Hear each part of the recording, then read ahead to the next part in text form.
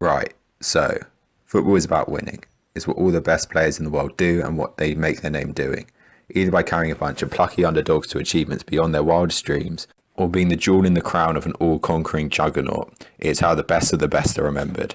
However, at the Rory Football YouTube channel, we don't like those kind of players. We prefer the fluky, the lucky, the ones who get carried, and the shithouses who you don't notice until they stand on the podium with the trophy, while a world-class player from the losing side looks at them dejected. So today we're looking at the Premier League because I can't be bothered to do any research beyond the bare minimum, which is basically just my memory, creating a team of winners. These are players who managed to stumble onto the pitch enough times in the season to be given a medal without making any real contribution beyond standing and breathing. I think 10 appearances earned a medal until 2013-14 season when it went down to 5. That's how I think it worked, so we're going off that, and if I'm wrong, please let me know in the comments. So welcome to Rory Football's players who have won the Premier League but not really 11. Let's get into it. 4-4-2, none of that fancy rubbish. Let's go. Goalkeeper, Stuart Taylor, Arsenal. Full-time second choice goalkeepers are exactly the vibe of this channel, and Stuart Taylor certainly fits that description. Across his 21 years as a professional, he played for 11 different clubs, made 75 league appearances, averaging under 4 games a season. He played 10 games in Arsenal's 2001-2002 title-winning team though, which earned him a medal, and was even contracted to Man City during their 2011-12 winning season. However, unfortunately didn't play a game. Incredibly, he was officially a Premier League player till as recently as 2018, acting as Southampton's third choice keeper. You couldn't get into those team stewards, but don't worry, you're in mine. Left back, Kieran, Richton, Manchester United. Kieran Richton is one of those players you kind of remember just being there. Honestly, finding out he was a left back while making this vid caught me off guard, because I always had him down as one of those 100-metre sprinters who accidentally became a winger. Anyway, he played 15 times for Manchester United as part of their 06-07 title-winning side, therefore earns himself a spot at left-back. Centre-back, Igor Stepanvos, Arsenal. I'll level with you lot here. I've not heard of Igor Stepanvos before making this video. I don't know if he's centre-back, as he's just described as a defender on Wikipedia, but I'm in love with him now. He's played 31 times for Arsenal in 4 years, one of which was a 6-1 loss at Old Trafford, which seemingly ended his Arsenal career. The following season he made 6 appearances, which is not normally enough for a medal, but, and I'm going off Wikipedia here, because he was on the bench the day they clinched the title at Old Trafford, where he'd been thrashed the year before, he qualified for one. I have nothing but respect for this. Stepanvos, you're in as my first centre-back. Centre-back, Zuma, Chelsea. Incredibly, Zuma has pulled this trick off twice. He spent 5 years in Chelsea's first team now, and the 2 he made the fewest appearances, 15 in 14-15 season and 9 in the 16-17 season, he managed to secure him 2 league titles. Little effort, high reward, Zuma is one of the few modern footballers I can relate to. He partners Stepanvos at centre-back. Right back, Alexander Butner, Manchester United. Unlocking a deep part of your memory this one. Butner made 5 league appearances in Fergie's last season in charge, scoring 2 goals in those games apparently. Anyway, that was the year the required appearances got reduced to 5, so he earned himself a medal, and he also a place in my team. Left wing, Takamuru, Minamino, Liverpool. Is he a winger? I don't know. Until he scored against Chelsea the other week, he was more of a concept than a footballer. I knew the name, but absolutely nothing about him. Anyway, the fact he joined Liverpool when the title was all but won, picked up a medal and left when it was all over, means he gets shoehorned into my team at left wing. Centre mid, Ronnie Woolwork, Manchester United. Ronnie Woolwork managed to spend 7 years at his boyhood Manchester United, making 28 appearances and 3 loan deals to Carlisle, Stockport County and Royal Antwerp.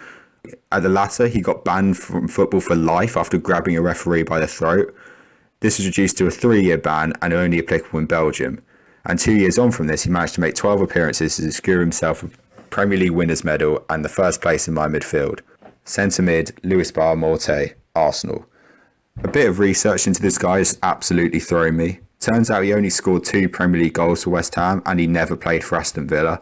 Anyway, another interesting fact about this cut of pure Barkley is that he made 15 goalless appearances for Arsenal in 1998. That means he was a Premier League winner and also a partner of Woolwork in our midfield. Right wing, Juan Cadrado, Chelsea. Juan Cadrado is clearly a decent player. He's got 10 major honours to his name to back this up. One of those major honours came in his half a season at Chelsea, where I honestly have zero recollection of any of the 15 games in all competitions he played for us. Alongside the League Cup, where he also managed to nick a medal, he was able to be part of the 2014-15 Premiership winning team, meaning that his overall Chelsea record stands at 15 games, 0 goals, 0 assists and 2 trophies. Fair play. Striker, Jeremy Adair, Arsenal. Honestly, I could have picked any number of journeymen who found themselves in the right place at the right time for my strikers, but I've gone for a man who will never be anything more than a shootout card to me. Adair made 29 Premiership appearances for Arsenal between 2001 and 2007, scoring 1 goal. 10 of those 28 goalless games came in the Invincibles 03-04 season, meaning he got to be part of one of the greatest Premier League teams of all time. This was very much his peak though, as he finished his career with a grand total of 65 goals in just under 300 games across 9 different clubs. Anyway, his 10th club in that list will be this team. Partnering Adair up front will be Dion Dublin. Dion Dublin has had an odd career path post-football. While his role as presenter of Homes Under the Hammer is well documented, did you also know he invented a percussion instrument called the Jube, which, from my limited research, looks like a hollow wooden cube that you can play by whacking your hands against it. They're not cheap either, ranging from £117.50 to £320 on the official Jube website. But don't worry if you can't afford one though, you can also pick up a stress Jube, as well as being kitted out with a Jube cap and a Jube lanyard. He even accompanied Ocean Colour Scene at a gig playing the Jube in 2011. Anyway, back to his football career, he managed to get given a 1992-93 winners medal by special dispensation from the league after only making 9 appearances for Manchester United that season. So that includes our 11 players who won the Premier League but not really. But we need a subs bench. So as subs, I've got backup to Stuart Taylor. I have Asmir Begovic, who managed to receive a Premier League medal despite only playing 2 games in Antonio Conte's title-winning team.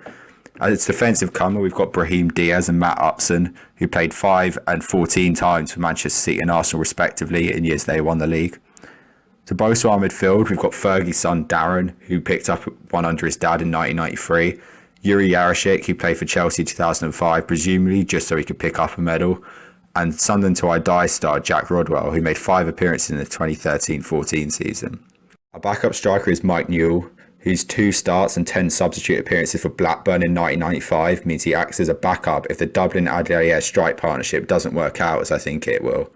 So there we have it, my 11 and subs bench of players who have won the league but not really. Hope you enjoyed. Please let me know if I've missed anyone. If this video hits 10 likes, I'll buy and learn to play the Jube. Subscribe for more of this kind of shit. And see you next time. In a bit.